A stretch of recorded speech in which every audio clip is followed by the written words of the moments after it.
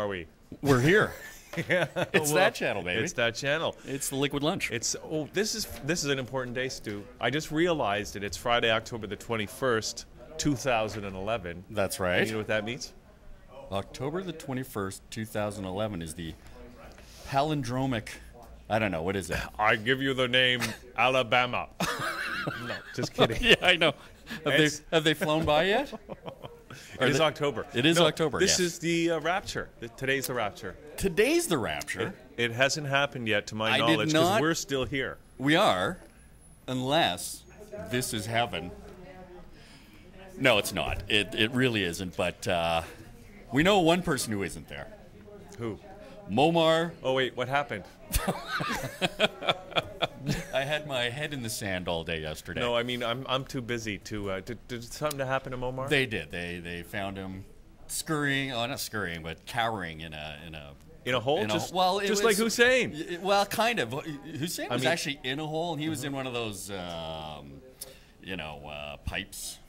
What are they called? Hussein or no, Momar? Momar. And they sort of dragged him out of there and into the street. And apparently his last words were, "Don't shoot me." Guess what they did? Did they shoot him? They shot him in the head in the middle of the street. Some kid, there's a picture of him in the paper. He's holding his gold-plated 9mm gun. Yeah. And you know what kills me, Hugh? They call the man eccentric. Well, he was a little. He was crazy. Eccentric is wacky fashions. How can you say that? It's wacky fashions. But you don't know him. I've seen him speak. Come on, you've I've seen him speak, too. He's nuts. He was nuts. He was nuts. So Well- I'm hoping it's a better day for the Libyans, and I know that the Canadian Libyans yesterday had a big party after that. Well, I'd like to see who those Canadian Libyans are because, well, Well, what do you think of it? Come on, give well, us your honest opinion. here's what I hear. Yeah. Okay, what I hear from conspiracy theorists, which are you know the it's most true. reliable sources of news on the planet. Absolutely. But here, first of all, I thought it was a little funny when, because I don't know if you remember the news story when the uprising started in Libya, that they started. One of the first things they did was the rebels formed a new central bank. Right. Right? Yeah, take back the power and the money. Yeah. But You that's know, the first thing you do. So who are these rebels? Who's organizing them? Who's funding them? Well, and I think- what are they doing? How do you found a central bank when you're like fighting to take over control of a country? Absolutely. That was the first thing they spoke about. So in that's the a little news today, suspicious. Is The to next what thing are you the know- rebels going to do? And what's NATO doing getting involved? What are Canadians doing over there? First of Well, all, what do we have to and do they with that? and I heard today that the Canadian troops are going to be out of there within the next 2 to 3 days, not weeks, not months. They're saying in the next 2 to 3 days they're going to pull people out, which you can't really do. You just can't go, okay, he's dead. Fight amongst yourselves now. So. But so crazy. so first of all, the fact that because we know banking is a suspicious criminal activity. Absolutely, but in any war, that's the first thing you do is get a hold of the monetary. Yeah, you control the money, Yeah, you you control the control- people. yeah. So who's setting up a central bank? So first of all, Momar, eccentric though he was, Yes, it's a right? nice word to use. He was a little bit of he was an outsider on the global world political stage. Oh, absolutely. He was a buffoon to most people well, in the world. regardless, he was not really cooperating with anybody. No, of course not. So what I hear from these conspiracy theorists is that he ran Libya for Libyans, okay, and that everybody got a free education. You got down payment on a house if you were a Medical, couple. all that stuff, you know yeah. what? And that's what we need. We need people that want to go to school should go to school. And when you educate your population, you're building up the fundamental asset base, the wealth of the country. So for any country to not do that is almost criminal. But how do you fund that, really? Well, there's many ways to do it. You can use your central bank for one thing, because don't forget, you have an educated populace. In the long run, the country's going to be so much better off. So pay for it. Get the job done. Mark Carney, Stephen Harper, do your job. Stop going around in the world and negotiating these trade deals that are compromising our sovereignty. Or you'll find yourselves hiding in a tunnel. Yeah. Because we've will got hunt you friends down. Yeah. in space, and they've got weapons you've never even heard of. Engage. And we're coming. We're coming. We're coming for you, Harper. No, we're not. This is not a threat. Please do not come and visit us and handcuff But we us. do have some friends in space. Our We do. space brethren. We do have space Disclosure is near. Wait a sec, one's calling me now. Today's the rapture. Today is the rapture. 1 week left till the day everything happens all at once. Okay, so now, clue me in on this one. So we got 1 week. Yeah. And then all will unfold. What about the Mayans? What about that Maya calendar that says next year? Next year, buddy, not this year. Well, we're going to find year. out today because we are blessed to have Don Miguel Ruiz here, Yes, we are. who I think he has some Mayan roots, and he's the author of the 4 Agreements and a whole bunch of other Yeah, fabulous I'm books. looking forward to talking to And him. he's in town, and of course, there's so much going on in this city. It's just incredible. We've got, like I say, Don Miguel Ruiz coming on the show today in less than an hour. Also, of course, the 2012 conference is this weekend. It is right? this weekend. We've Just been don't- talking about it for the last couple of weeks. Absolutely. And just don't wear synthetic clothing. You will ignite. Yeah. Well, because we had Sheena Singh, the organizer of the conference, I said, are you going to be wearing synthetic That's clothing? right, yeah. And she said, no, I'm just going to be wearing fire retardant clothing. Yes. Because it is the rapture. It is the rapture. Or There will be 'cause fire and we don't know. brimstone. Maybe the Mayan calendar will end this weekend. We don't know. They don't really know. Hey, they could have been off by a year. Could have been off by. Yeah. What are they going to do? Mea culpa? Sorry. Ran out of ink. Oops. All right then. Alrighty then. Okay. Let's Who else do we have on? see. Yeah, good question, Stu. We're gonna have Scott Van Wagner on from the Entrepreneur Shop. Oh, cool. Yeah, because we are all gonna have to become entrepreneurs as the world economy crumbles. You are an around us. entrepreneur. I am an entrepreneur. We Yes, run our own business. of course we are. Absolutely. And there's nothing worse. There is nothing worse than being an entrepreneur sometimes. Please. Absolutely. Please, Yes. give us some jobs. Sign another check for what? Yeah, Yeah. because if I had a job, just so you know, Yeah. Stephen, Stephen, Mr. if I had a job, I would not be doing this. I'm only doing this out of the desperation of trying to eke out a meager living here on planet Earth, thanks to you guys and your international banking establishments. This is what you get. You do this Right? because you love it. Oh, yeah, I forgot. That's right. Okay. Also, remind. Ravenna Barker is going to be here. She is the director of Sustain Ontario. There's a big conference in Peterborough, actually next weekend. Wow. Talking about sustainable food and food security and local food and all that kind of stuff. Cool. And I don't know if you've ever been here when Jake Tiley, the awesome, Yep. he's a financial analyst, and he is like, he was talking about the impact of the potential of Steve Jobs dying, Right. passing away. Right. And what it would have to do with. He called it before it happened, and this is the kind of insight that he brings to stuff. Okay. And I had a conversation with him a couple days ago. He's talking about you want to know where. Remember in The Graduate, Yes. plastics. Yes. Yeah, absolutely. It ain't plastics. Local food That's the is the new new hot product. hot All right. place to be in. Well, you know what? He's probably right. I mean, look what we do now for food. Absolutely. So anyway, this conference is coming up. We got, first of all, Ravenna Barker, the director of Sustain Ontario. She's going to be on the show Right. later today talking about local food and other stuff. Good. And Ryan Gilvesy is in Tilsonburg. And how's your back feel? You know what? Surprisingly, very, very good. Thank you. Is he going to do some adjustments? No, he's but he's in Tilsonburg, and he's also involved in the conference. He's, in fact, a co-director, I think. So he's going to be on in just a couple of minutes. Great. As we get underway here on Liquid Lunch. So why don't we play some tunes and we'll get started. All right. Talking about local food with Ryan Gilvesy right after this little break as Liquid Lunch gets underway on a Friday.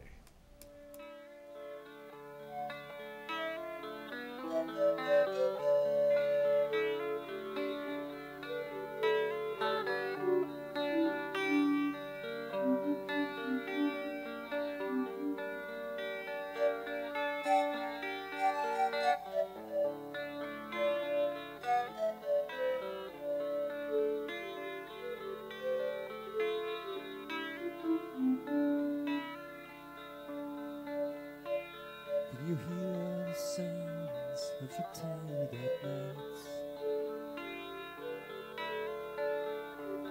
or the birds that fly at the break of daylight, to the whispering winds blow too. Hey, The voices Yeah. of life. hi, I gotta call you back, okay?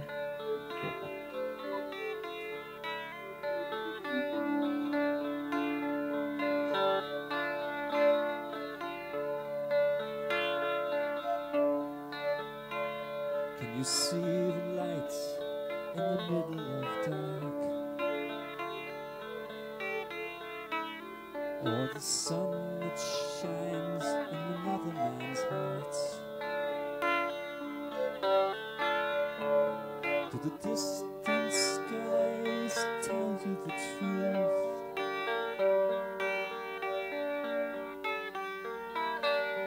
Are the voices of life calling you?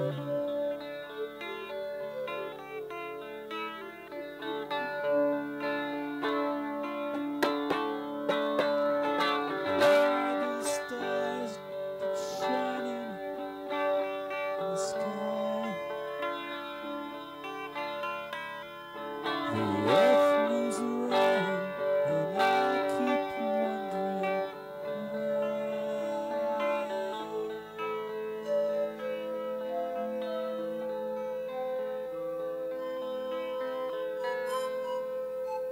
Can you hear the sounds of the tide at night?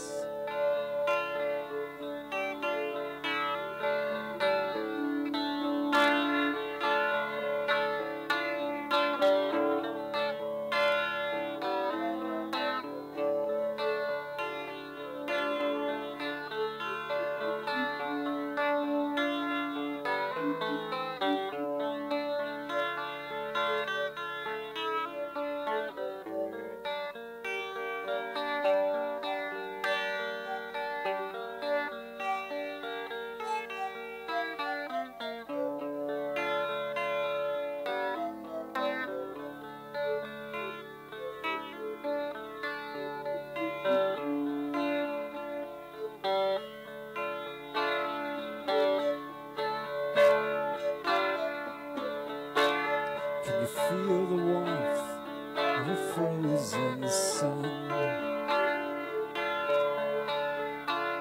With a beating pulse of everyone. The distant skies tell you the truth.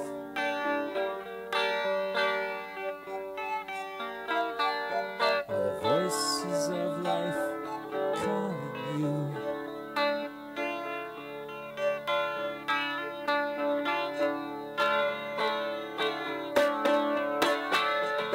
Why do the stars keep shining in the sky? The earth moves around and I keep wondering why.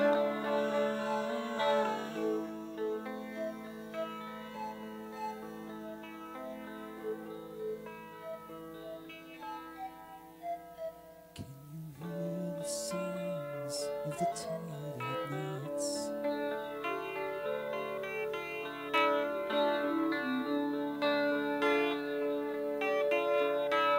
Can you hear the sounds of the tide at night?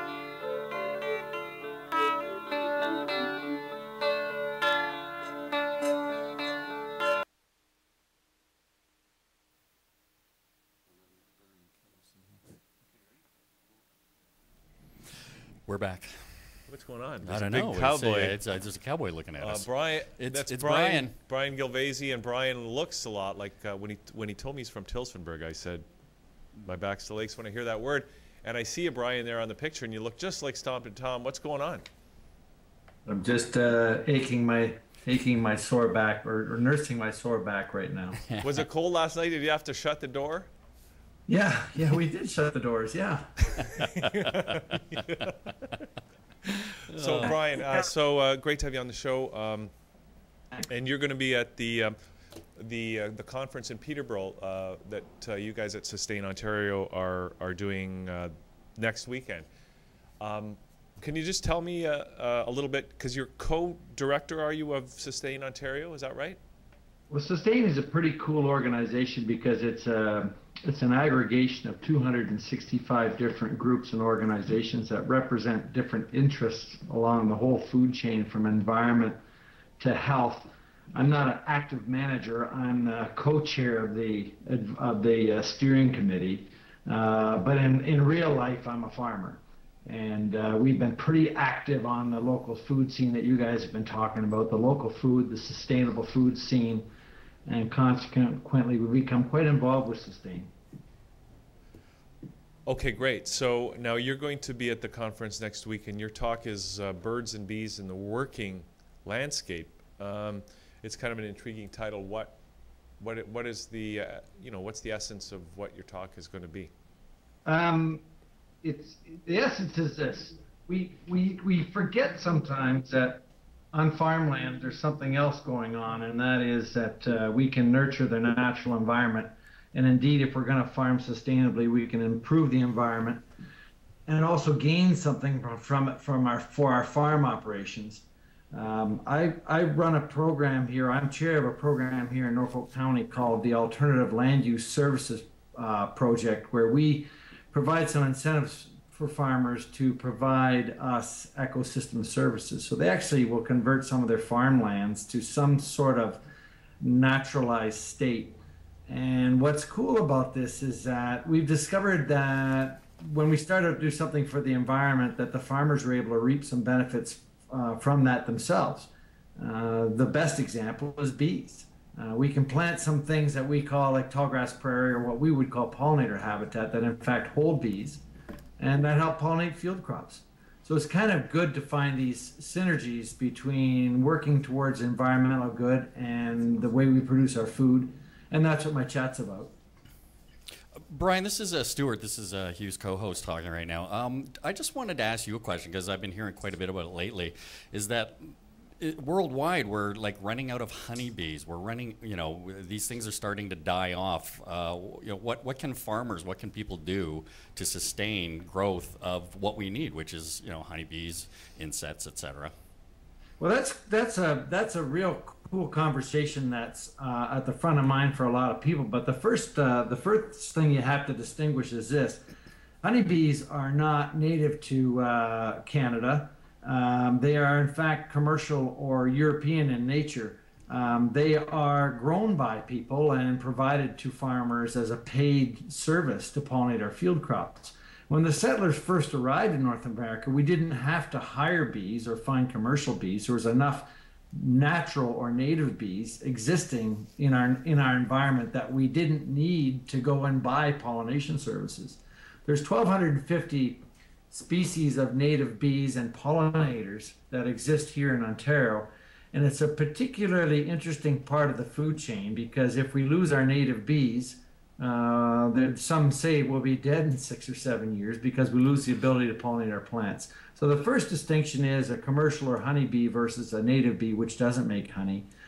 And the fact that our native bees are probably suffering more than anything because of the way we live here. There's just not enough food for them to last them throughout the season, because we grow very large blocks of monoculture crops that flower at the same time. So finding food for them throughout the season is a pretty key thing to helping them survive. And so what remedies are you guys trying to figure out for increasing the numbers of the bees? Well, what we do is we do a couple of things. We do two things specific to bees, and those are the first one's called a pollinator hedgerow.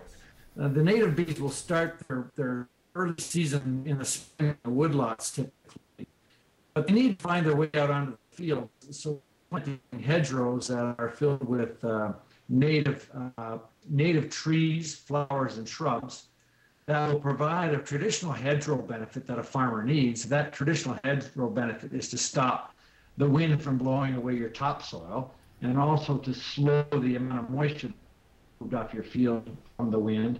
If we design these things, the vegetation in the windrow that provides nectar for these native bees. And then they'll out from the woodlot along these hedgerows, and they'll be scattered throughout the farm, available to pollinate the field crops. It's a pretty cool solution where you can find a solution to several problems at one time. The second piece is we actually plant what we call pollinator habitats. So we'll plant tall grass prairies, diverse plantings of native species that will flower throughout the season, usually on a piece or corner of a marginal farmland. Those will simply hold bees, and the bees can move from there out onto the fields. Wow. Okay, we're sort of, the signal's getting a little bit interrupted there, Brian. But just, so it sounds like what you're saying, though, is that, you know, if farmers just, it sounds like that's probably a more traditional farming practice to build these hedgerows and to provide a habitat for the native bees. And so kind of what you're saying is this, let's get back to a little more traditional approach to farming that is kind of more holistic and supports, you know, everything that you need to run that farm, and we don't have to worry about it. We don't have to pay money for these pollination services. Right. Now, my brethren sometimes don't like that notion that we would go back to the old ways when we're very modern and efficient and all those sorts of things. But this just makes a whole lot of sense. If there's something that nature can offer us, then why aren't we fostering this on our farms? Absolutely. Yeah. Well, you know, I had a conversation with some beef farmers who were affected by the mad cow ban a couple of years ago. And anyway, they struck me as being very, you know, I mean, I think city dwellers sometimes tend to have this quaint notion of what the farm life is and what farmers are like. And these guys were basically businessmen running very large industrial farming operations who were really just trying to lobby the government to do something because the ban was causing them to lose thousands and thousands Hundreds of dollars. Of thousands, yeah. Millions, absolutely. But you know, and I got caught up in that too. The mad cow disease affected us. That's what we do. We raise grass-fed beef here. So, but and you're saying some of these farmers are a little bit resistant to these ideas of kind of looking at things in a little bit more holistic nature. But are you seeing that? Are you seeing that there's a change? Are there farmers that are starting to you know, kind of embrace this approach that you're talking about? And the other thing that I want to ask you about that I think is related is the fact that we've lost a lot of our family farms, and and you know, the economic pressures on farmers. They need more and more land just to make a living. Yeah, well, let me just maybe twig me in here, but let me go back to the reason why we developed mad cow disease, and that's because we relied on farms. We used to grow complete rations for our cattle on our farms, and at some point we crossed a threshold where we started to buy the ration from someone else, and someone else grew the corn, and big feed companies would make the ration and deliver it to our farms. So we crossed, because we became a little industrial. We gave up a little bit of control. Because we used to grow our feed, now we're buying it. And somebody decided that it was a good idea to grind up the bones and blood of dead cattle and use those as cheap protein source for feeding back to cattle, and that's where mad cow disease came from. So for me, I'm in the beef business. Being sustainable means, for me, regaining control of my life and of my business and of my reputation and what I'm putting on your plate. And that's one of the reasons why I'm so heavily involved in this sustainable. There is a way we can do food, and we can become self-reliant and reduce a tremendous amount of the risks. But most importantly, if we're going to be sustainable, we have to be economically viable. Now, understand on my farm, because we've gone back, reconnected with nature, and we feed our cattle only grass, that's put us in a pretty good position because we deal directly with customers. There's nobody taking any money out of the value of our meat. And suddenly our farm is a very, very viable place. A family farm is back. So in some respects, this is not a bad development. Is it, I mean, are we seeing that farmers will be able to earn a living, do you think, on smaller tracts? Well, that's ongoing, and the thing you'll hear about all the time is how we're going to feed 9 billion people without without all these modern, without genetically modified organisms and all those sorts of things. And the counter argument to that is I know of a farmer farming on the outskirts of Vancouver that's making a phenomenal yield organically on a small plot. That farm on the edge of Vancouver is viable on 5 acres because there's a connection with consumer and because they're producing a higher value product.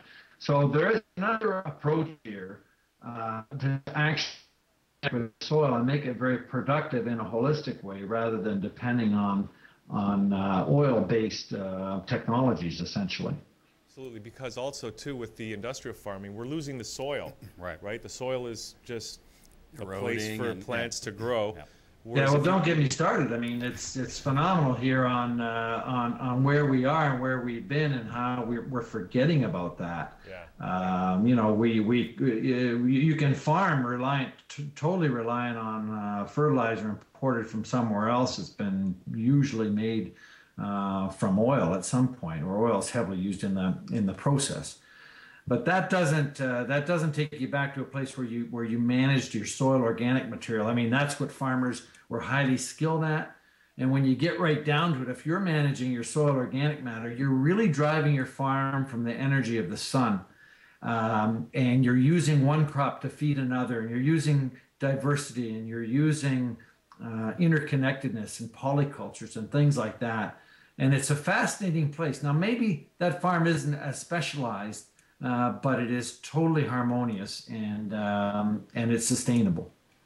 And I think that idea of specialized farms, because I think part of the holistic, I mean, you can correct me if I'm wrong because you're a farmer, but you know, when you do the holistic approach, certain plants with other plants keep pests away, support the growth of other plants. There's like some synergy there.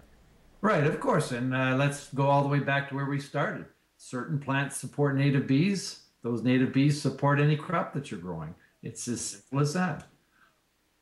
It sounds like you're kind of optimistic about the future, that you know that there's now opportunities for the family farms to be successful. Well, I got to tell you, I quite frankly, a lot of our business is now done with city folk. And 5 years ago, I was afraid to come into your city. Where you guys are sitting there now was, my God, it was the most terrifying place on earth. But because we found this linkage through food, we've developed a great deal of kinships, and we have some very loyal customers in the city. And I'm very comfortable to say, and very fond of saying, in fact, that rather than finding the city a threatening place, it's very home for me. That's where my customers are. That's where my reward comes from. You know, I was at the Food Stock Conference last weekend in north of Shelburne there, where 30,000 people, a lot of them from Toronto, gathered to support the protection of that farmland from mega quarry. And all I saw was a wonderful connection. We were beginning to understand each other better, and that's only going to foster a stronger food system in the end. Okay, so that's great. So next weekend you're going to be giving this talk, Birds and Bees in the Working Landscape, in Peterborough. Do you want to just maybe give some details and some maybe contact info? Yeah, the Bringing Food Home Conference, it's at Trent University in Peterborough, and it begins the 27th to the 29th. Now, we're connecting people in Ontario and across Canada who are working towards a sustainable food system. The conference has over 50 workshops, roundtables, and presentations and meetings, and we're trying to co-create a future sustainable food system. It's a great conference because it's very organic and it's really built from the ground up. There's some local tours, a local food fest, some outstanding speakers, including Raj Patel, author and activist Mark Winnie, Indigenous educator Don Morrison, Kootenay Co-op radio producer and food security expert John Steinman, and more. You can come for one day or all three, or just come out and join us for the public keynote speakers event titled Let's Talk About Food, Preparing the Ground for Sustainable Food System. That's at the Showplace Theater, 290 George Street North in Peterborough on Thursday night. Tickets are $12 at the door, but if you want to go to the website, the conference is called Bring Food Home, bringfoodhome.com, and it's put on by Sustain Ontario.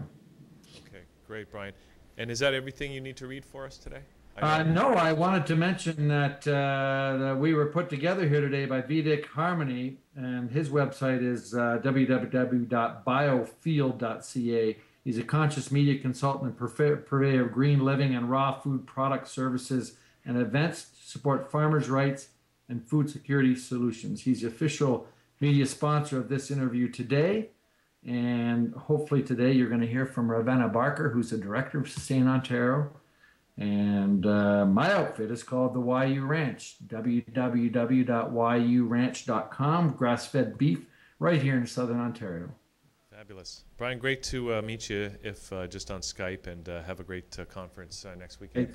Thanks for having me on. And so we're going to take a little break now, Stu, and come back with Scott Van Wagner talking about the Entrepreneur Shop. Cool. As Liquid Lunch continues, we'll be right back.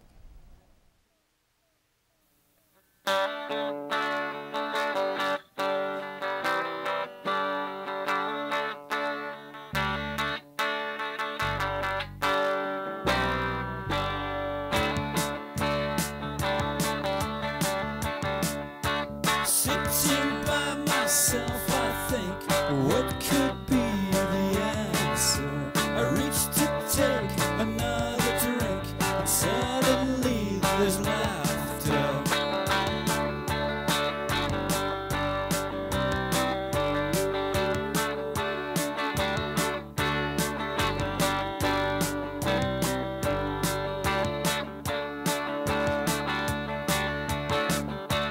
Hold my head, cry out loud, tell me please the answer. So many thoughts, it's all a cloud, and all I hear is laughter.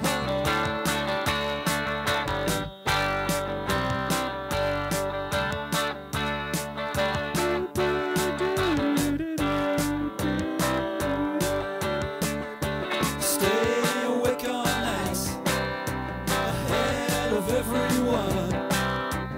Day ends when it's lights, and nighttime never comes.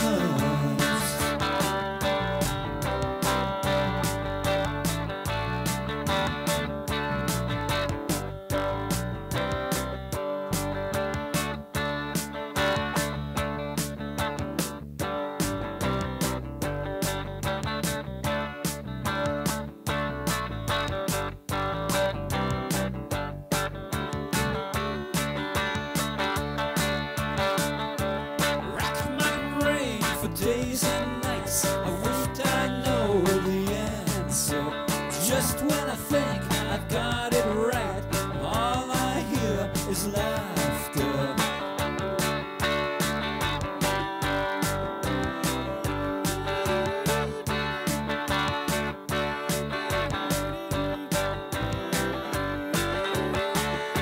Stay awake all night, ahead of everyone. Day ends when it's light, and nighttime never comes.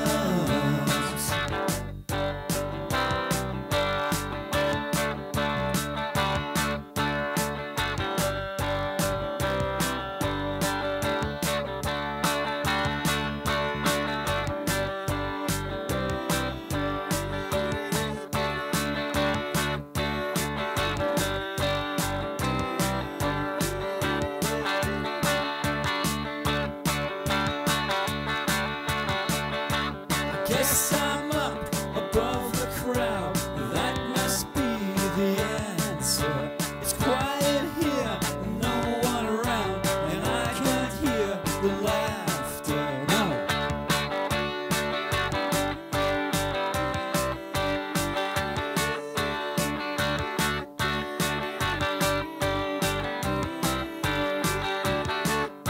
Stay awake all night, ahead of everyone.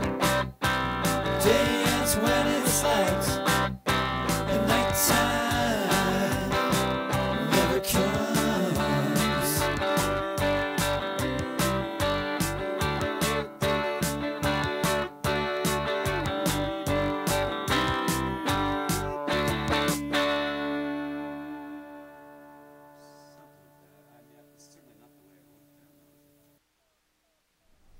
And welcome back to Liquid Lunch, and we're here with Scott Van Wagner here. It's a little surprise. Scott was, we're surprised, but Scott was even more surprised than we are today. We'll go with it. Yeah. Okay, so Scott, so now, so we're talking about something called the Entrepreneur Shop, and we want to find out if that channel wants to participate in it. But before we make such a decision, we need to know a little bit about it. That seems reasonable, yeah. Before I buy a car, I like to drive. So what is the concept, the Entrepreneur Shop? It sounds like a great idea. Okay, yeah, the basic idea, actually, this came to me actually through some networking sessions with Donna Messer, who I know you're aware of. Good old Donna. And, Yep, and I'd sat through some sessions there, and I guess a couple of things struck me about that. One thing was everybody was doing their little introductions and going around the room, and as we were doing that, I was really intrigued by the variety of different functional areas that were there. There was HR, there was finance, there was marketing, et cetera, et cetera. These are all the people that are at her networking events, exactly. right? Yep, yep. And so I thought that was kind of interesting. And then the other thing I sort of realized about that was that at the end of the day, all of those different people are really chasing the same customer, which is entrepreneurs, small, medium-sized business. So all the entrepreneurs are chasing entrepreneurs as customers. Interesting, isn't it? It's very interesting. So I thought about that kind of driving home, and the idea that I came up with, that I've been working on and tentatively called the Entrepreneur Shop, was it would make sense if we could get all of those different people together in one location on a website that would provide content, and expertise to entrepreneurs. Because for the entrepreneurs, what it amounts to is it's a one-stop shop. They can go to one location and get information on, finance, HR, anything Whatever they that need, want. right? Yeah. It's a great idea. Yep. And so that's really the core concept. And where I am with all of that right now is really doing a little bit of recruiting to kind of fill in some of those functional areas, which is why I was looking at video on thatchannel.com. Okay, great. So let's just find out a little bit before we get into that. Sure. Your background. How did you come? What's your journey to get to this stage where you're now have this concept for the Entrepreneur Do we have Shop? that long? Yeah, we can. We'll cut you off if we have to. I'll But Scott, yeah, I'll give it try a and shot. I'll try fix it in editing. I'll try and net it out a little bit. Yeah. I guess really where I come from is that I have my own company, Van Wagner Marketing Solutions, and so I provide marketing services to small and medium-sized companies. I also do some teaching. I've taught marketing a number of different places: University of Western Ontario, McMaster, Guelph, Humber, et cetera, And on the practical side, over 25 years in sales and marketing, and most of that in large corporate environments. And then I spent 5 years running small businesses as well. And I guess where that sort of rolls into and where the Entrepreneur Shop sort of fits in is that I had some experience when I was running a small business, and I was looking for help. Mm-hmm. And I couldn't find everything I wanted in one place. Yeah. I was going hither and yon, trying to find different things and solutions, and it was just very, very difficult to do. Yeah. So, when I sort of stumbled across all of these different individuals with different capabilities, it sort of came to me that would have been the answer that I would have been looking for back when I was running a small business. Right. Okay. Now, how can someone like, say, thatchannel.com help with something like the Entrepreneur Shop, do you think? Well, what I'm really doing right now is I'm looking to recruit what I call subject matter experts. So, somebody who's knowledgeable about finance. I can do the marketing. Somebody who's doing PR and media and those sorts of things. And what I had in mind for something like thatchannel.com was simply to become a subject matter expert in the area of video and communications and those sorts of things, and really provide content but through the website for entrepreneurs and those sorts of things, and that would be your contribution. We're not far enough along yet to go much beyond that, but there's certainly some potential to bundle together services. Yeah. So that, if you were an entrepreneur just getting started, you could bundle together finance, marketing, HR, those sorts of things, and put it into a package to help them put together their business plan and those sorts of things. So there's a lot of, really what it amounts to is it's taking advantage of leverage. And the fact that, by working together we can do more. on the overall picture. So that's really the idea. You mean if entrepreneurs work together with their complementary talents, skill sets, and assets, they can all succeed better? Is that kind of the concept? Yep, Yeah. that would be the idea. What we would do is if an entrepreneur was interested, they'd be able to come to the entrepreneur shop and select individual services or a package set of services to help them get their business moving along, become successful. So it almost seems like any participant entrepreneur could go to the site, and not only can they find the skills that they need from the other entrepreneurs that are involved, but they can also provide what they do to the other entrepreneurs. I hadn't actually taken it that Wait far. a minute. Wait a minute. Yeah. So we may have an idea. Well, Yeah. it's true, but that does make a lot of sense, doesn't it? I mean, that if you're going to be looking, what can I provide at the same time? Yeah. And there is a full circle there. So It's interesting. I hadn't actually thought of that, but if you think about it, on things like discussion forums or something like that, you could get them together and exchange ideas and those sorts of things. And yeah, that would make some good sense. That would fit in with the general idea, certainly. Okay, now because this is a TV show, and Stu and I get paid for making jokes and stuff like that, because we have to make it funny Yep. for the audience. Because you know what people are like. They need comedy. Yeah, well, and they've got 10-second basic mindscapes of their own that they get bored really quickly. Right. But you're going to where with this? I forget. We're getting paid the big dollars, as you can see, Scott. Now, one thing, and Hugh hit on it, is that collective that you put together Yep. through IT and the world that we live in right now. I find there's a lot of entrepreneurs out there. I myself, Absolutely. I own my own business Yep. as well. Obviously, Hugh's an entrepreneur. He started this whole thing many years ago. If that channel and your entrepreneur shop got together, Yep. would it be? Would .com be? Would you just be an attachment to that channel, or are you actually looking to maybe do your own show? No, actually, I hadn't advanced nearly so far as looking to do my own show. Really, no. All I was looking for the moment was the entrepreneur shop would be sort of the umbrella entity Right. that would have all of these subject matter experts that would be available to provide services to entrepreneurs. And we'd be like the entrepreneurshop.com or .ca or Yep. whatever, but you'd have Yep. your own entity. You Okay, now here's where I'm coming at. Okay, you caught up to it. This is Sorry. where I was setting you up for. I'm learning how to I'm ready. Go ahead. Okay, it's like, and it might sound a little bit irreverent, and I don't mean to be, That's okay. You warned me I now. support the concept 100%, Absolutely. but sometimes I think, enough discussion, enough collaboration, enough talk.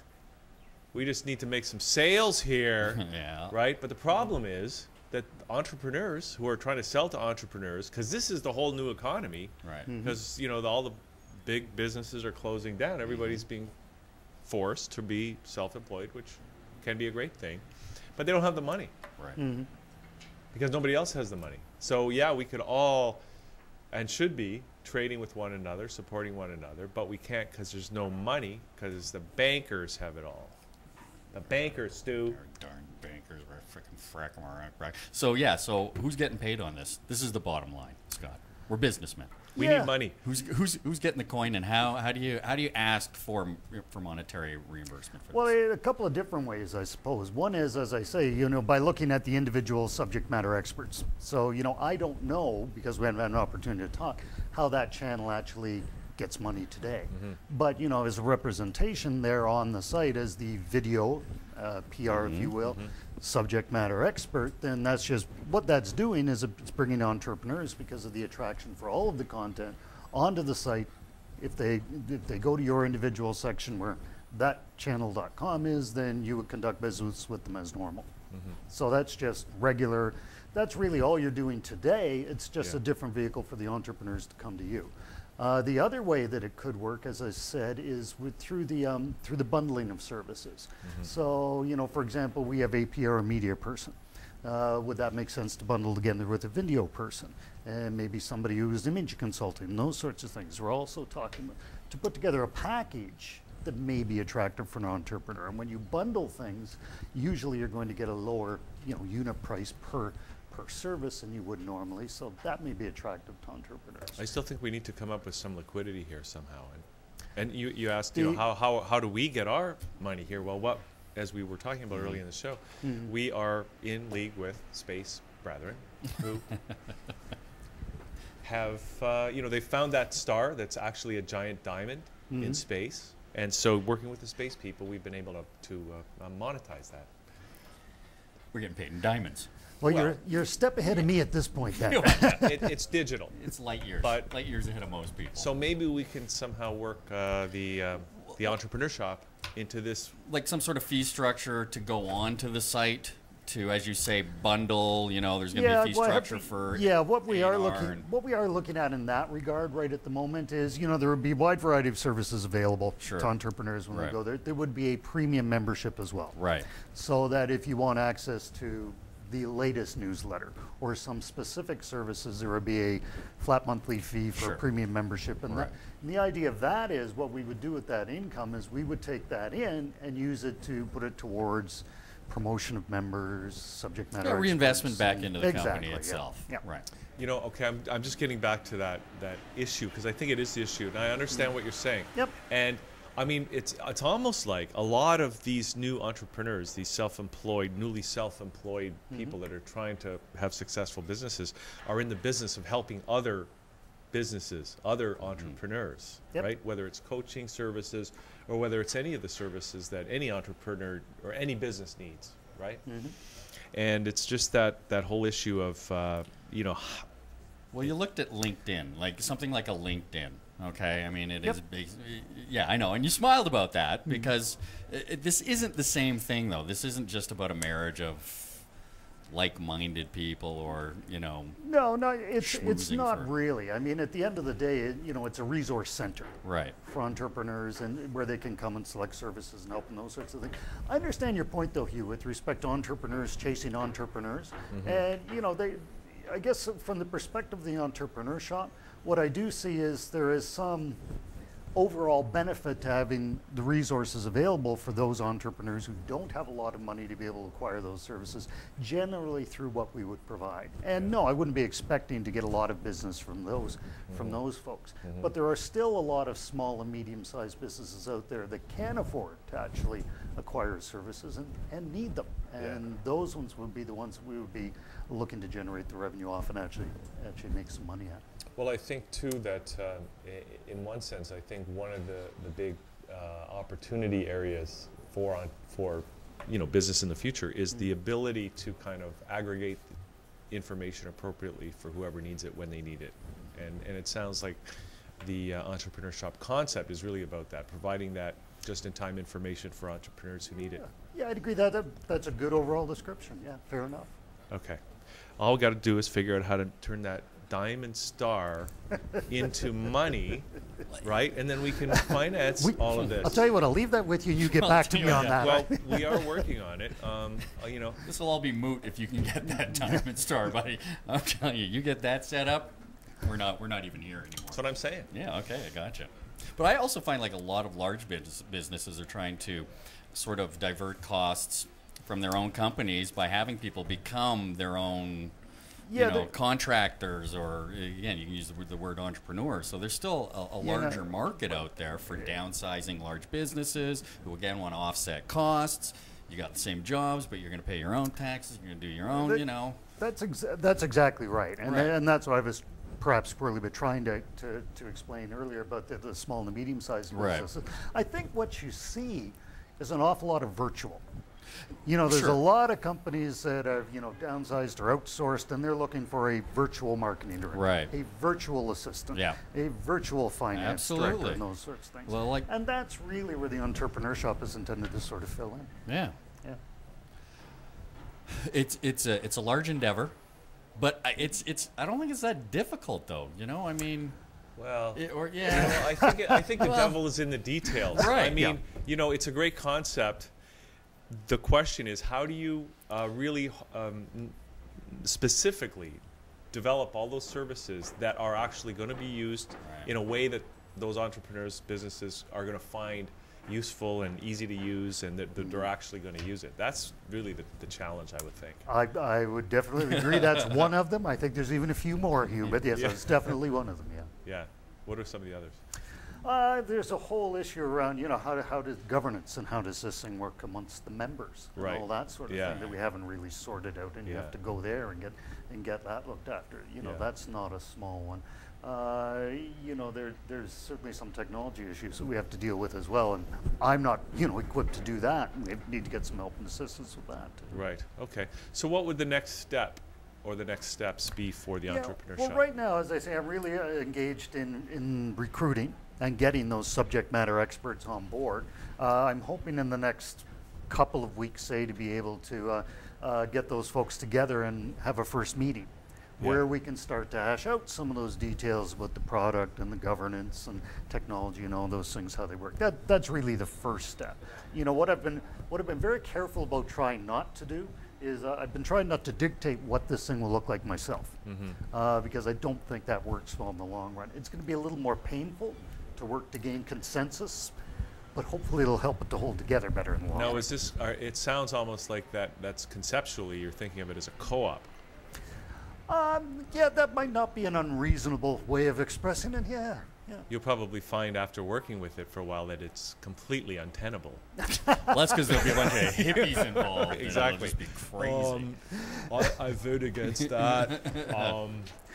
Yeah, well, at least give me some consideration for recognizing that I say governance. I know is going to be Governance is. I just tell you, I have some experience with co-ops, and my biggest problem with it is that, and one person, one vote sounds great as a democratic type of institution, but what happens is you get an issue that comes up for people to vote on, and you've got someone over here that has very little stake in the outcome of that decision and very little knowledge, who has the same vote as someone who has a big stake in the outcome and has a lot of knowledge about that particular issue. And that's the problem. And then the people who have the stake and have the knowledge find themselves are being essentially dissed by the co-op, the cooperative process itself. Yeah, I can certainly see where that would happen. I'd sort of been looking at a model, or considering a model right now, where we're looking at like an advisory board. So you'd have 4 or 5 people who would essentially manage the thing. Because my expectation is there's going to be a lot of people who won't want to put the time and effort into being heavily involved with it anyway. Right, so, and that's it. But so we'll see. Again, so yeah. So it's a difficult, I mean, I think governance is one of those issues that is always going to be a problem for humans, because when humans on their own are one thing, but humans, when they work together, they got to kind of work it out, and there's always been a challenge in how do people do that. Yep. So I would agree. It's not going to be easy. I would certainly acknowledge that. Yeah. Okay. Now, is there anything else you want to maybe mention, or anything else you'd like to discuss before we wrap it up here? I really can't think of anything else that comes to mind. I think you covered the topic very well. Thank you. Well, I hope we've, and I know it was kind of a Impromptu? And an unusual situation, unexpected. So I hope maybe this has helped to add some value to the project. It does sound like a good idea. I wish you all the best with it, and we would love to work with you. And so if we can do that, that would be awesome. That's terrific. Thank you very much. I appreciate your time. Now, is there any contact information you want to give? Maybe people want to get involved. Maybe they've got a great idea for you. Yep. For the moment, it is me, myself, and I. So that's Scott Van Wagner, and my business number is 289-337-4347, and the website is www.vwmarketingsolutions.ca. vwmarketingsolutions.ca. Yep. Fantastic. All right. Okay, Scott. Great to meet you. Great to do this today. Thank you. I appreciate it. Thank you. All right. So let's take a little break there, Stu. All right, my friend. Don Miguel Ruiz has left the building, but I think they're coming back. Yeah, he's back now. So we will be chatting with him, and we're going to find out. This is going to be awesome. Dialogues of the Heart conference this weekend, and we're going to talk about shifting the planet. Right. We need it. This. Yep, we do, and it's happening. So we'll be right back with Don Miguel Ruiz here on Liquid Lunch.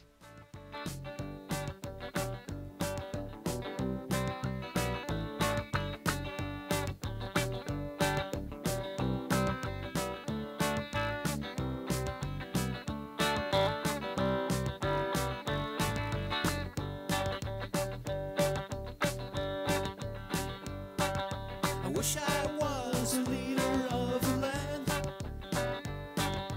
I'd make living easier for man. There'd be no more fighting and looting in the streets. I wish I was a leader of the land.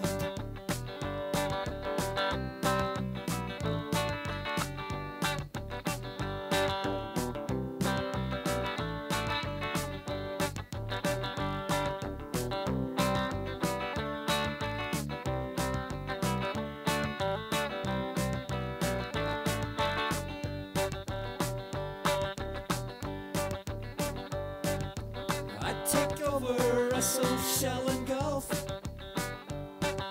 and I'd start selling gasoline myself for less than 20 cents a liter, and oil change is free. I wish I was a leader of the land. Yeah.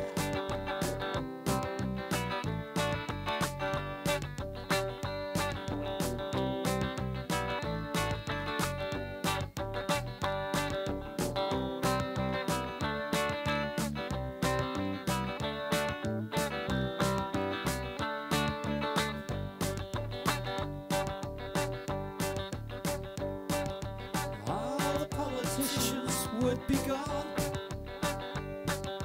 Then there'd be no threat of the bomb. No more pompous windbags to make us go to war. I wish I was a leader of the land.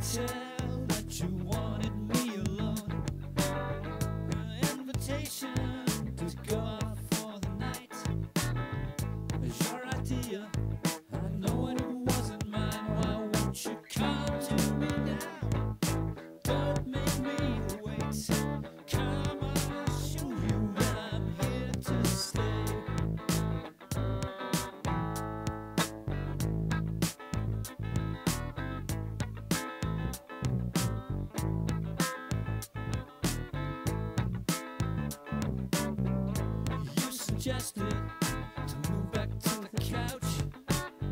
So I got closer and I bought another round.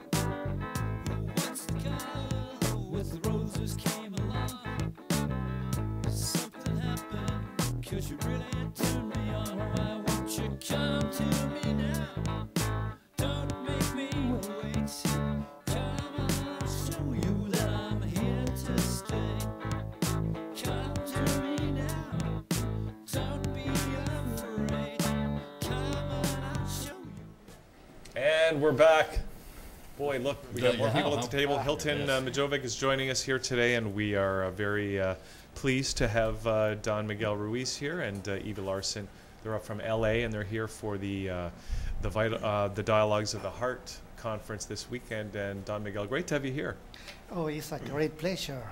All the time I come to Toronto, I just love it. It's just beautiful here. Well, that's great. And I was mentioning before, we had your son here a while Yes. back, who was Don Jose.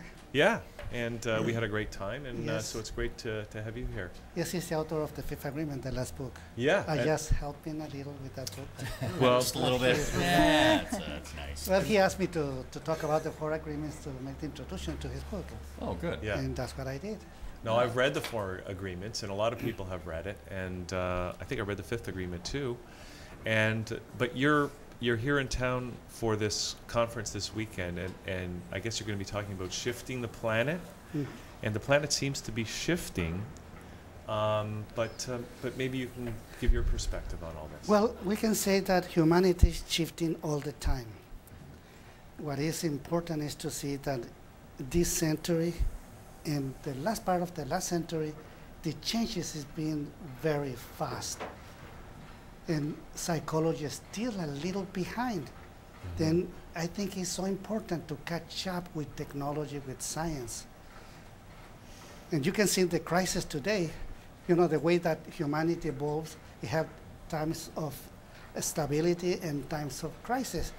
And it's in the times of crisis when we see all these possibilities, and I see the time of crisis as a time of opportunity, because now we can change what we don't like in that time of stability. Okay, because when we look at what's happening, I mean, if you're positive about it, you can see that, you know, maybe we're on the verge of a new age of people working together and prosperity and peace. On the other hand, you could see things going horribly wrong. And sometimes when I think about the idea that, you know, it only takes one bad apple to spoil the bunch, you know, that maybe the probability of things going horribly wrong is higher than the probability of things going right. Well, if we see the history of humanity, it's always been bad apples. And it's always all those crises, all those wars, etc., etc. But after the crisis passed, then in that time of stability, everybody got it together, make something big, then injustice comes again. And this is the time when we no longer want to be part of that stability, and we change it. Yeah. And this is when we go against everything that we don't believe. And we can see that in an individual, in a family, in society, and in the entire humanity. And this is how humanity evolves. You know, every time there is a time of crisis, it's like a science and technology grow very fast and catch up with whatever is behind. And new ideas, new rules start applying to humanity. Okay. Now, you know, the thing that I think about, and we've heard it, you know, when people talk about, and I don't want to get crazy here, but Atlantis, is that what happened was the technology, because our technology has grown so much in the last 50, 100 years, but have we, as biological entities, creatures, our evolution hasn't kept up with the evolution of our technology. And I wonder if it will be able to. Or will we experience a fall like there may have been in the past? Not really. What I really believe is that as we catch up with psychology, then humanity get to another time of stability. And everything becomes so calm, so relaxed, until it will happen again, the crisis. But if you see every time that that happened in humanity, humanity has been evolving. You know, the injustice is all the time less and less and less. Just imagine waking up 1,000 years ago, let's say in England, and knowing what you know right now. And you see the injustice that is happening in England. If you want to tell everybody what you know, I don't think that it's more than 1 week until the Inquisition gets you and burns you alive. Yeah, you're a witch. Yeah, Yes, absolutely. they will say that you make a deal with the devil. Yes. That's right. So, Don Miguel, in this, you speak of the last 1,000 years, and any of us today going back 1,000 years. Can you help us understand, looking at the next 100 years? And if we look at our last 100 and the vast changes that you spoke of, imagine us going to 2111 and standing there in this next 100 years. What I'm aware of is and I can't even call it the generational divide, but the elders, of today and the youth of today, our grasp of technology and middle, in the elder generation, and the youth have such a different world that they're looking forward to. And all the challenges and the divide, as you said, of the extremes and the opposites. How do you see a way that now, in spite of the world crisis and humanity's crisis, how can we bring all the generations together? Well, first of all, we need to have awareness. This is the word key, awareness. Let's imagine the last century, when we go from the 19th to the 20th century. Yes. And we used to believe that there was no sense for the children to go to school. Yeah. The majority didn't know how to read and write. Anyway, by law, they start going to school, and when they come back to school, they do the homework. All the old people like us start watching what they was doing, and we learn with them how to read and write. Yes. Right now, present time, you put me the computer, I have hardly an idea how to work the computer. Yes. But I go with my 6-year-old grandchild, Yes. and he make it in. Absolutely. It's like he was born with a chip in the head. Yes. This is the new generation that And is we don't coming. have that, so how do we fit in with the younger generation? What's our place with them? Well, we have something they don't have. Wisdom. Wisdom, exactly. It's not about knowledge, it's about wisdom. Don't they have wisdom? No. Not at 6 and 12 years old. But there's that old joke: if you want your computer fixed or you need something in your computer, ask a 12-year-old. Yes, exactly. Because, as you say, they're more proficient. They've grown up with that. We didn't. So, as you're saying, basically, as we progress as a species, as humans, Yes. when we let, because when turn of the century, we were agriculturally based. That's why kids Yes, didn't go to school, because you didn't need to go to school to read and write to Exactly. operate a farm. Now it's basically intelligence based. It's based knowledge based that we live in right now. So once we catch up to, I think you're just hitting on this is as older people, I think we're kind of caught just kind of in the middle between that transition from agriculturally based to information based, and we seem to be caught in this wasteland of, well, what do we do now? I mean, are we going to be just that little hiccup that within the next 20 or 30 years, everybody growing up is going to be on the same sort of foothold? Yes. Is that what we're looking at? Well, we are going in that direction. Now, we can see that by the end of the last century, when the technology was almost like it's today, Right. most of the people hardly believe in what I used to share with them. Right. Right now, everything changed. Everybody's so ready to that shift, and it's happening. With, without me, humanity is changing itself. And it's so beautiful to see that is what is going on in the world. Information go from one place to the planet to the other in just seconds. Yeah. Then there's so many lies that we believe for so long. But we no longer can believe because it's right there. So are we looking at like a harmonization of a global, I wouldn't say a global intellect, but a global understanding? Yes. Because we can transfer information so quickly? Or is it on the flip side of that? Are we transferring information that's scaring people and causing conflict and causing Well, we can war? see that in this conflict.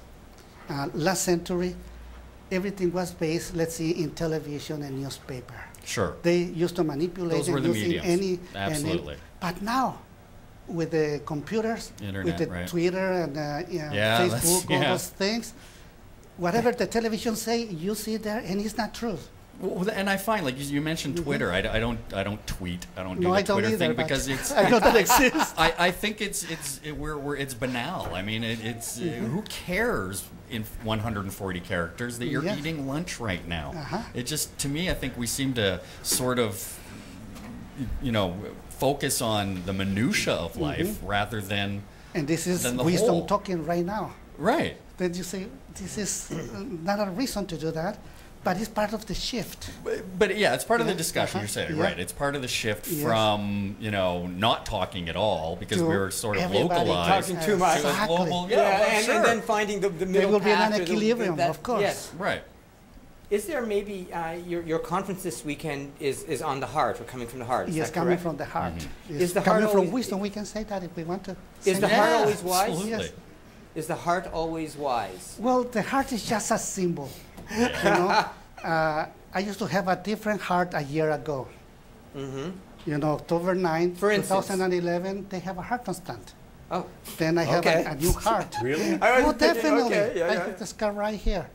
That is amazing. And I have a different heart, but I'm exactly the same thing. Nothing changed in me, except the heart, of course. Do you feel different? Because some people say there's gray matter, there's brain cells. Well, or- I feel strong again. Yeah. About emotions, no, it's the same. It's just superstition. Well, yeah, because there have been some documented accounts of people getting heart Yeah, yes, transplants, and all of a they- sudden they crave what the other person They used to create crave. so and much do. stories. Right. And humans are so suggestible Absolutely. that if they tell you you're gonna feel that, you can bet Sure. tomorrow you're gonna feel it. yeah. Power You of say, suggestion, how- right? You look so sick. What's happened to you? Yeah. Next day for sure you're gonna be You're sick. going to feel sick, or Yes. you're going to think that you're sick, or And ill it's or a way something. that how we can manipulate each other. But the truth is that you are not.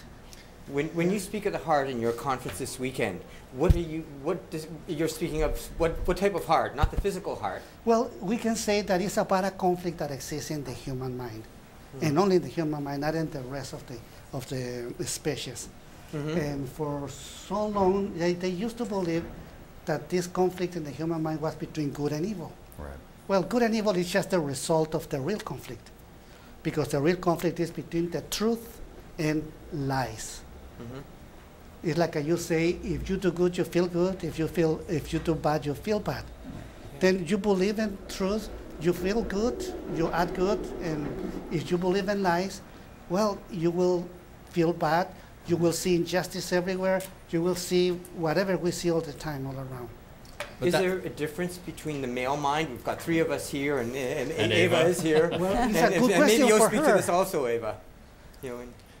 If there's a difference in the mind, Yeah, in the Well- male mind and the female mind, and and you're working with Miguel, so I would say there is. Absolutely. The human body is an animal like any body. Sure. yeah. And the blueprint of the human body is different from male and female. We have Yes. different Absolutely. instincts. Yeah. Yes, yes. And then to add on top of that, you have the domestication, the programming on the mind, which is completely individual depending on where you grew up, your family, your culture, which also makes it different. Absolutely. So Like absolutely. from hormones to, as you say, your development from where you grew up, your parenting, everything else, that makes a huge difference. Absolutely. For the conference itself, though, because I know you were mentioning something, Yes. the What physical is the heart, heart or that the we can develop? right. Is there a global consciousness of heart? Is there a message that you can give? Well, we can say it's about bringing the truth again. Right. You're saying it's different between, it's not between good and bad. It's Yes. between truth and lies. Then I love that. I think then that's speaking amazing. from the heart is speaking to It's the truth. Absolutely. Absolutely. Then whatever it is, So as a global consciousness, is getting there. because we were That's talking the about this beautiful last part. week. I think the last time that the world was really tuned into one thing was September 11th, 2001. That was a global consciousness awakening, whereas everybody on the planet at the same time was feeling guilt, remorse, sadness. I mean, we have these feelings that were being, perpetuated again globally. And what that did to the mindset, I know how I felt for like a week after that happened. And you looked around you, and again, the love and the outpouring came out after the fact. But for those first few hours after those buildings went down, I think the pulse of the world was. And this is Shifted. very That was a very standstill. interesting, because when it's the forces of nature, it's different. Yes. But it's done we human, we did that. Yes, right, It is a exactly. huge Forces of man difference. versus the Yeah. forces of nature. Right. Because we can see, like in Japan, the Yeah. earthquake, the Sure, tsunami, tsunamis, yeah. everybody go and help or Yeah. whatever, but there's no one to blame. Right, and we need that, don't we? As a species, we Yes. need to focus our anger and our energies on something concrete. Well, we see like an injustice, and we want to get even get revenge or whatever. Sure. And There's people on it- death row that don't It is want to be there, understandable. but you're right, But absolutely. you see, the other side, they was so happy celebrating what happened in Right. 11/11. Sure. Then we can see the both sides of the coin.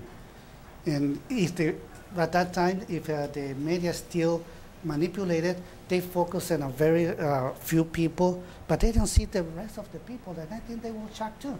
Right, They just focus on what everybody wanted to see. right. Okay, so we're now this conference this weekend, Dialogues of the Heart. I mean, these are interesting times. In fact, today is supposed to be the rapture, right? Every day is the rapture. Now you tell us. I mean, I spent a fortune. Darn bomb shelters. And the rapture only happened in your mind, in your head. Right, but no. I mean, and of course, next year is 2012. Which is supposed, the Mayan calendar's Yes. coming to an end, and people seem to, we seem to be always coming up to these apocalyptic moments where something is supposed to change. Nothing has changed really yet, and I'm just wondering, as we approach this as individuals, whether or not something happens, how is an individual supposed to even choose what they're going to do with their life in this context? Well, first of all, I have to disagree a little because everything is changing all the time.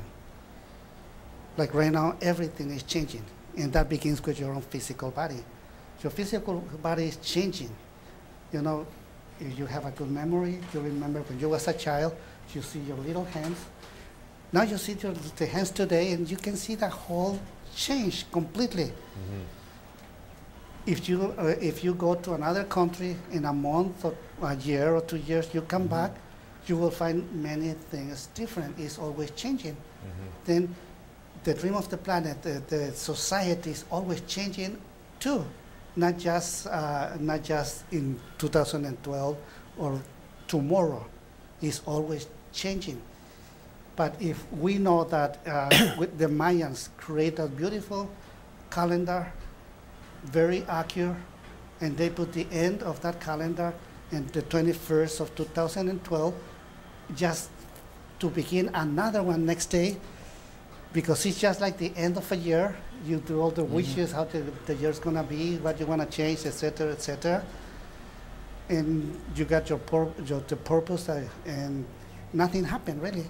Then nothing will happen, but the changes that is happening all the time. But if we know that is very significant, that date, and we have a little more than 1 year, then we can give a meaning, we can agree. And my proposal is to agree that December 21st, 2012 should be the end of superstition, the end of fanaticism, the end of all those lies, and the return to the truth, which is what the Mayans want to tell everybody, the return of Quetzalcoatl, which is just another name, it's just another symbol, but it represents the truth. Then this is my proposal, that we work with ourselves, we no longer believe our own lies, go deeper in ourselves, let go, and see the truth as it is, not as we want to see it. Because right now we only see what we want to see, and we only hear what we want to hear, but not what is real. We can say that every human creates his own truth. When you create your own reality, your own dream, everything is about you, and it's completely normal. Then with your knowledge, you justify everything, and you create your own truth, but that truth is not exactly the truth. It's been shifting a lot. But the truth really exists. And the truth exists long before the creation of humanity, and will exist long after the extinction of humanity. That the truth doesn't need that we humans believe in the truth or not, it just exists.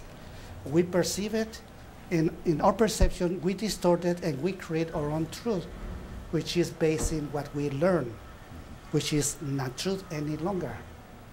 But if we have that awareness and we are a little more wise, we will find out that we no longer have to believe about ourselves what we believe our entire life.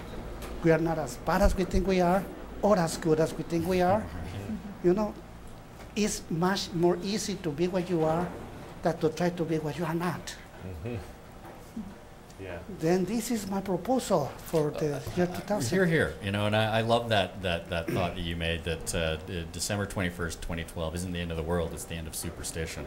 It's the end of your world. Yeah, the end of superstition. If and you want fear to. and- yeah, absolutely. Yeah. Good for you. We all get to choose freedom Yes. of choice. Right. Mhm. And in your theme this weekend, it's Saturday and Sunday your course? I guess it's Yeah. there, I'm not sure. Yes, yes. I think so. And what are your hopes to deliver and the shift that you hope to deliver that people can, sort of the highlight points that you really want? Well, I only can deliver one thing, Mhm. and it's myself. It's my presence. Your true self. Yeah, it's just I'm not pretending to be what I'm not. Mhm. I'm just there, and I enjoy what I do because this is exactly what I love to do. My passion is in what I'm doing right now, is to deliver a message, to use the language, to send a message, and it's really not important if people will understand or not the message, because they have the right to believe whatever they want to believe. Yes. Then one of the things that my son say in the fifth agreement is be skeptical, but learn to listen. Yes. And be skeptical is don't believe me, don't believe yourself, and don't believe anybody else, but learn to listen.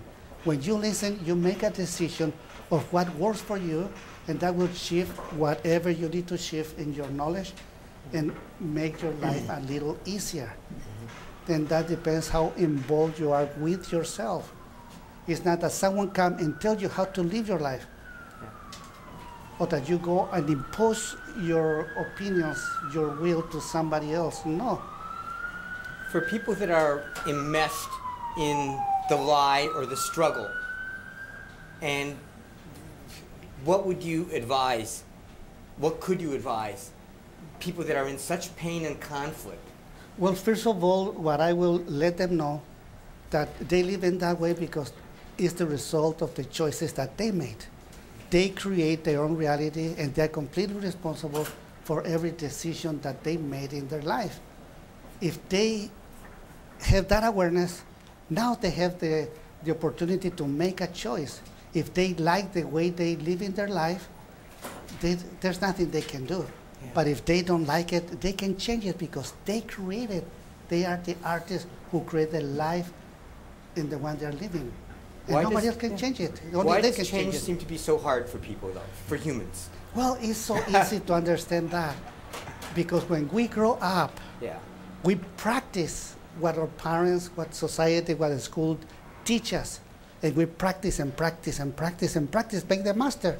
Yeah. Then we master anger, we master jealousy, we master, all those negative things, but also positive things. Yeah.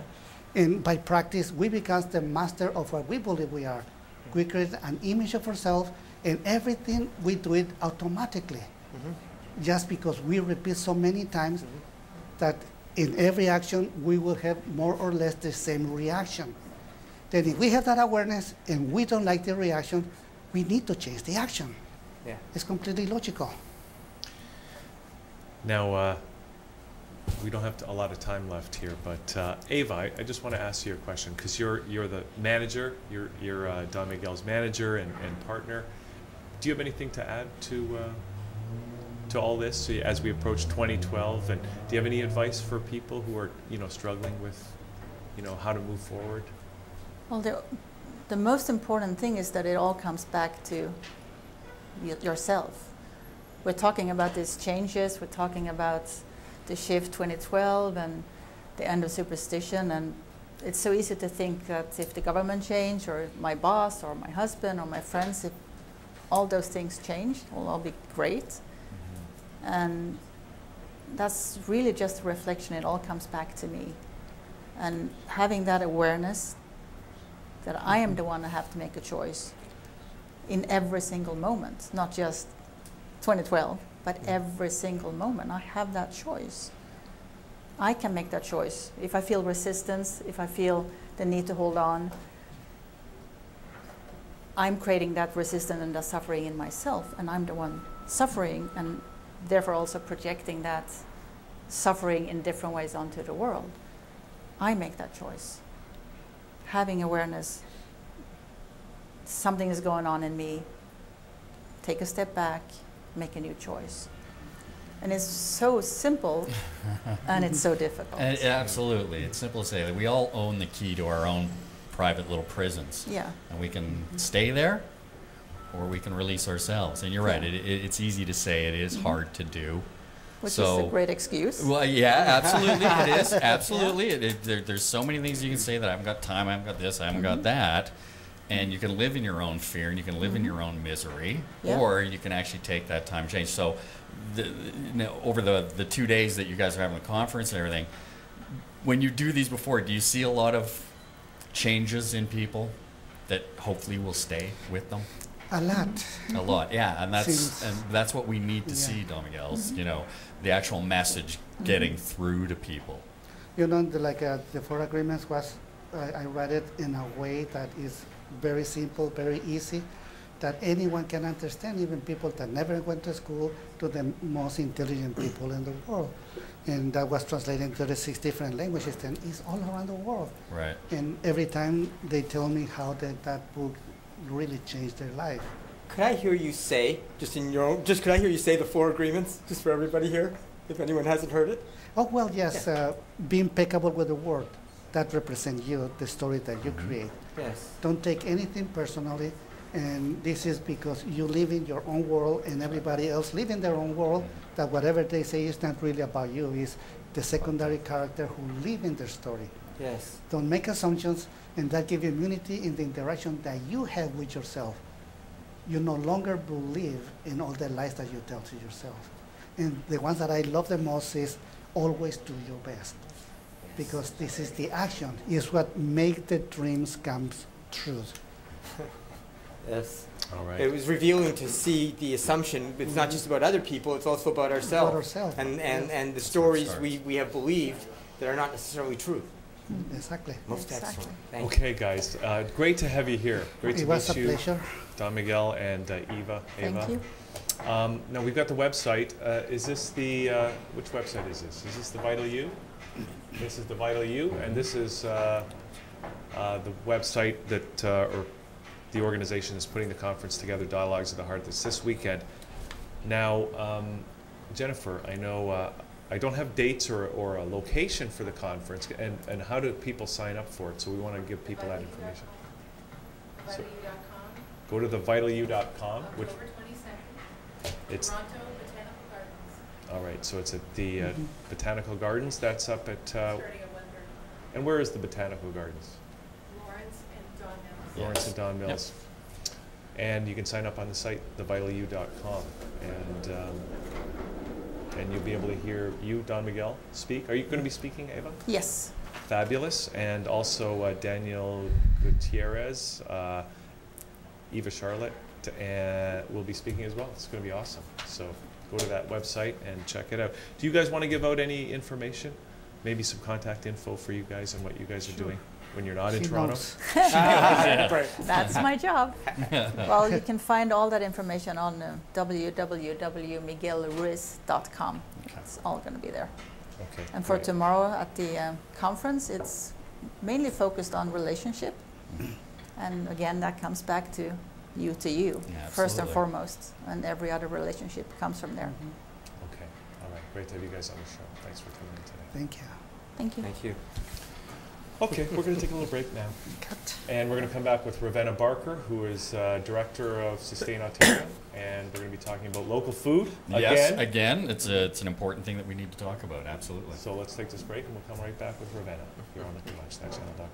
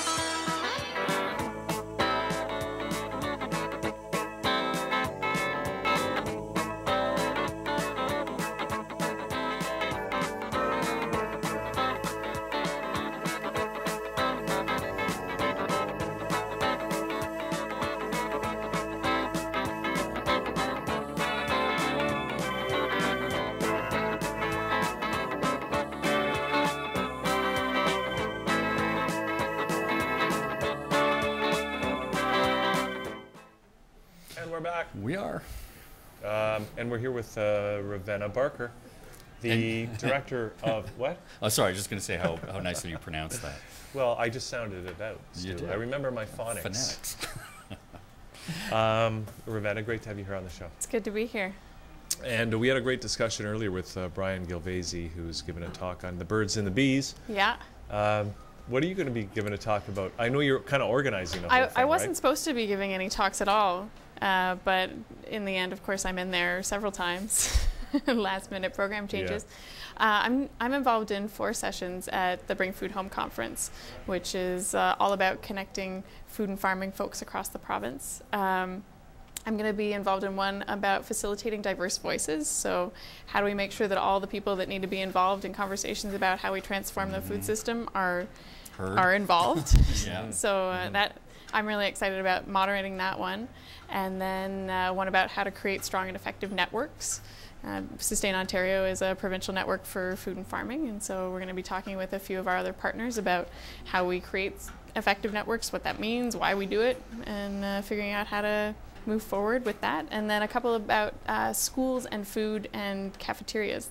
It's a lot about bringing together people who are working in the same areas. This conference brings together many different groups who are working in the same areas, and one of the groups that I'm working with most is around food in schools. So how do we get kids gardening and cooking and learning about food properly? That would be such a great thing to do because, Yeah. I mean, a lot of the schools have land that's just really not being used, and why not get the kids growing some food? Well, and one of the things that, I've been working in this field for quite a while, and one of the things that people universally agree on who are in this field, farmers as well as urban food activists and food bank folks, everybody agrees we need to teach kids how to eat healthy food. What is good food? What's nutritionally sound? How do we grow it? How do we cook it? How do we compost it? And how do we use it to learn other things? So that I'll be involved in a couple sessions on that. Well, plus get their hands dirty, and they're involved. They are part of the process. Well, it makes learning so much more and fun. they're understanding nature, and they're understanding the food chain, right? Yeah. So those are the sessions I'm involved in most. And that's great. I mean, they are making baby steps right now in schools. Oh, yeah. I mean, look, we know the numbers right now about childhood obesity, the crap that they eat in school, and vending machines are now disappearing, and they're trying to get a better diet for them. But I love the whole idea, like you're just saying, with land, with your school, kids actually will eat better if they have fun with it. Oh, yeah. If they understand where it's coming from, what's going on. Do you think that'll be viable? You think we'll be able to get that to happen? Absolutely. Really? The school boards will come in line, and are they really starting to do that now? Yeah, it's different in different regions of the province, but the Toronto District School Board, for example, is very much on board. Fantastic. They're extremely supportive. One of the people who will be at the conference is actually advocating for a garden in every school. And one of the things that we'll be doing in our session is actually bringing together all the folks across the province. There are many of them who are already working on this to talk about how do we scale up the great things that are already happening on the ground. Wow. Ravenna, I'm just curious, what's your story? How did you come to be involved with local food with Sustain Ontario? Sure. Actually, I come from an environmental background. I have a couple degrees in environmental studies, and was really interested in how do we create a more sustainable way of interacting with our planet, and decided I should get some hard skills in that, so started growing food. I got a job doing urban agriculture, so gardens and compost, and stuck with it, and I'm really passionate about the large-scale change. I think there's a lot around government policy that needs to change, as well as people connecting to each other, building our capacity ourselves through those connections and scaling up. So I kept working on networks and policy and ended up here at Sustain Ontario, which is a network that's all about connecting folks to increase our impact, understanding our issues better, and working on policy. Now, food security is a big issue, and there seems to be, I don't know if it's just a fear-based thing, but there seems to be a lot of talk that people are concerned about food security. I mean, we do have 7 billion people on the planet that we need to feed. Some people are saying that's too many people, the planet can't support that. I happen to disagree with that if we're smart about it. But what are your comments about food security and... Well, in fact, what we have right now is really a distribution problem more than anything. Over 25% of all food that's grown is wasted. So that's a pretty obvious gap, and we could be feeding 25% more people. Is this through like exporting and wasting time to delivering foods? It's many different elements. So most of it happens before it gets to the consumer. I mean, there's all that gross stuff in our refrigerators that gets wasted, but that's not 25%. It's in the harvest process, and it's in the shipping and distributing process as well. Yeah. And also, of course, at the consumer's plate as well. What about like more subsistence? I mean, instead of exporting so much food that we do, can we get to a model where we're, within maybe a 100-kilometer radius, there's 5 or 6 farms that handle that area, and then... We don't advocate for an only local food system for many reasons. Couldn't get bananas in the winter. Exactly. Well, you couldn't get bananas in ever. Yeah, there would always, there would always have to be some sort of exporting and importing. Yeah, but there's a huge area that we could be improving. And one of the things that makes me nuts is actually redundant trade. So we, for example, apples are a very good example. We ship apples to Washington State and have apples shipped from Washington State in the exact same months of the year. It's not like, well, they're in season there and they're not in season. It's back and forth down the highway. So if we're talking about making sure that everybody has access to good food, one way that we could reduce the environmental impact and make sure that there's less spoilage is by just eating the food where it's grown. Quit trading the same goods. Yeah. Absolutely. So there's huge, the amount of space that we have for improvement right now is so big. So I don't even think we need to get to talking about an all local food system. It's just, let's get better, let's get closer. And for me personally, there's also so much that comes from doing the local thing that's beyond just like, it's not saintly. I get to know my producer. I have a much richer experience of the food. I have a relationship to it, and I actually have now come to crave what's in season when it's in season because of that connection. It just brings so much more richness and relationships and all of that. So I don't do it only because it's good for the planet, but because it's fun. Now there are some serious issues with the food supply. I'm just thinking of health issues around industrial farming techniques. We got soil erosion as a huge issue, right? And land ownership. The fact that farmers are finding it difficult to sustain their families living on the land.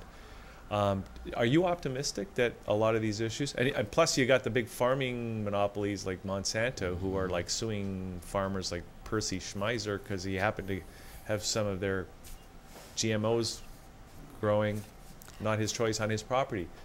Are you optimistic that these big issues, because we're dealing with some big players, that they can be overcome? I'm extremely optimistic. I would have to be to do what I do every day. But one of the things that makes me optimistic is that next week there are 300 people just in the province of Ontario who are already working to transform the food system, who are going to come together and talk about how we can transform the future of food and farming together. So they're all off. They're doing ecological farming like Bryan Gilvesy is. They're doing school food programs. They're running food banks. They're doing all of the different things that make sure that everybody has access to good food. They're coming together to say we can make change, and we're actually organized enough to start to do it together.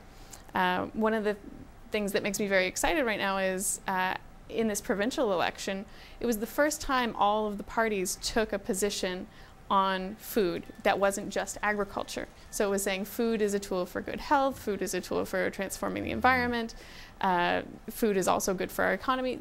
Each party actually had in their platform something that said we're going to use food to transform the future of our province. So we're getting in there. We're early days, very early days, and the problems are huge. But I think with people being organized and leadership that gets it, I think we have a lot of possibilities. Does the leadership get it? Because they're getting it. Are they? Because they're still going after Michael Schmidt for just selling raw milk to people, which is healthy, and they're using our tax dollars to use the legal system to tell that guy he can't do that. Yeah, well, these things are extremely complex, and but if we have some grand vision, which I think we're beginning to get, and there are a lot of us, all of those 300 people are beginning to push. So I think we will. So you got 300 people attending? Yes, 300 people attending the Bring Food Home conference. All right. Now, is it too late for people who want to attend to do that? No, it is not. Registration closes on Saturday at midnight, so time's running out. So yeah, I got a few more hours. However, there new farmers who want to attend farmer to farmer training can come on, can register up till Tuesday afternoon at noon. All right. So whether you're a farmer or whether you're anyone else who wants to attend, what's the best way for them to do that? They should go to bringfoodhome.com and click the giant register now button. Okay. Is there a cost? There is a cost. People can register for each day separately, or they can register for the whole conference.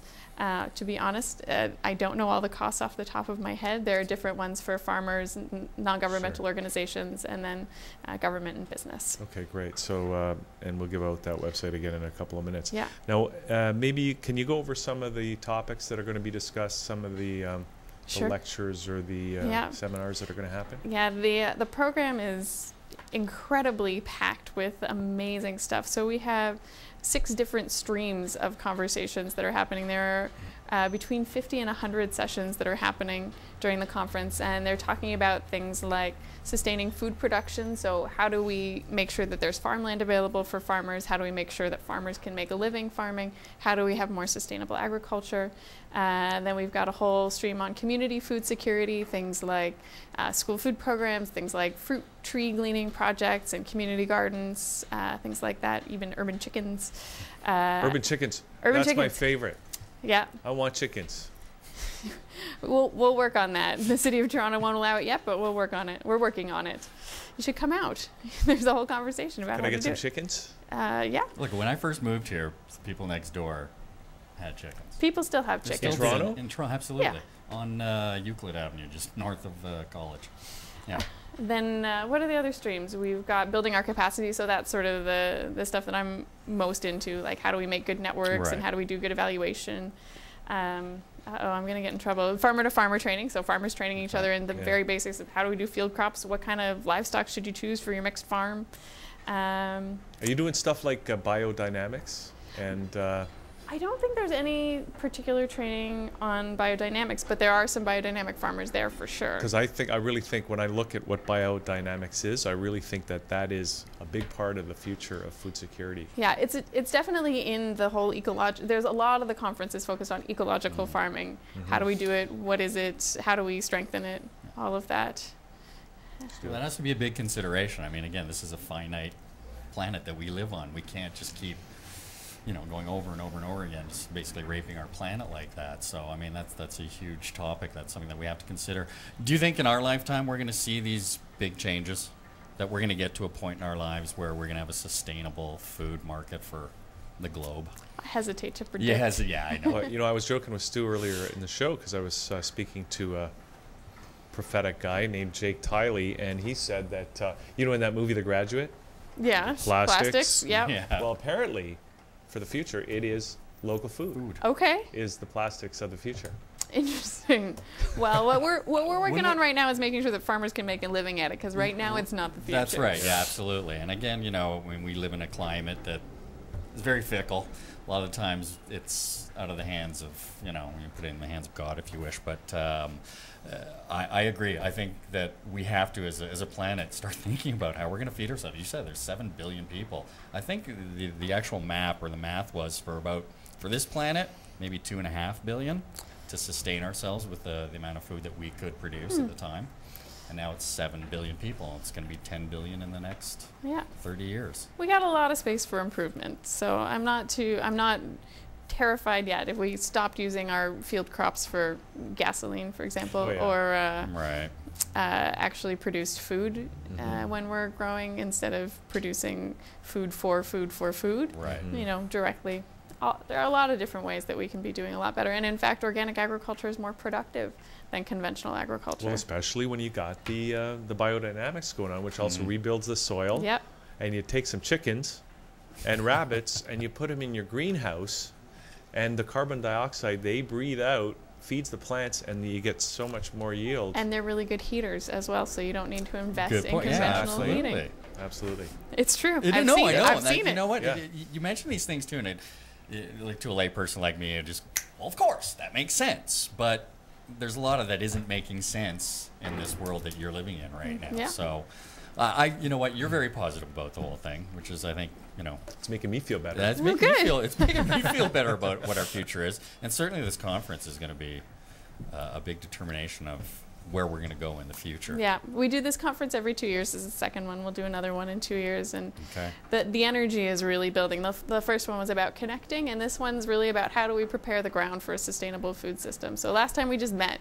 First time everybody came together. This one is, okay, Let's talk we met, about- right. we're now working together. And actually one of the streams that I didn't mention is new ideas and catalyzing action. So it's really groups coming together and making action plans, figuring out what they're going to do together to make the food system more sustainable. And what about the next in 2 years? What are we going to do then? Who knows? We'll figure that out We're over gonna the next figure that couple out. of years, yeah. right? Okay. Yeah, we'll get fantastic. through this one first. Okay, Ravenna, I know you got a lot of work to do still. Yeah. Because it's only a week away. Yes. Mm-hmm. And it's in Peterborough at Trent University. Yep. And like you said, people can still register. They go to the bringfoodhome.com. Bringfoodhome.com, and you can see the whole program there. It is way more than I could talk about. Okay. It's huge All and right. amazing. Yeah. Okay.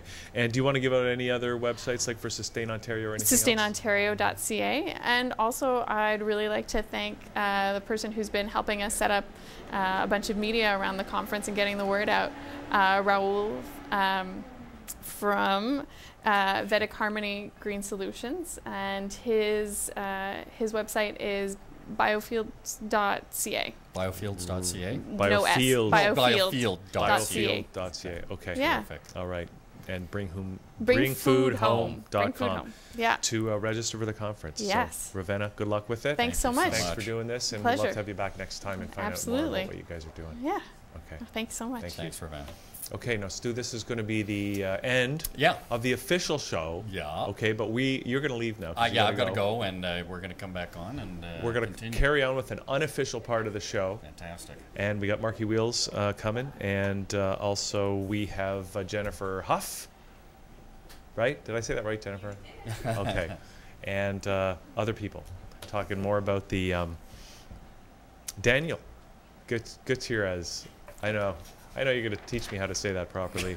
But talking more about the Dialogues of the Heart conference that's this Fantastic. weekend. There's so much going on is. this weekend. It's insane. That's it for the show. But we'll be right back. ThatChannel.com.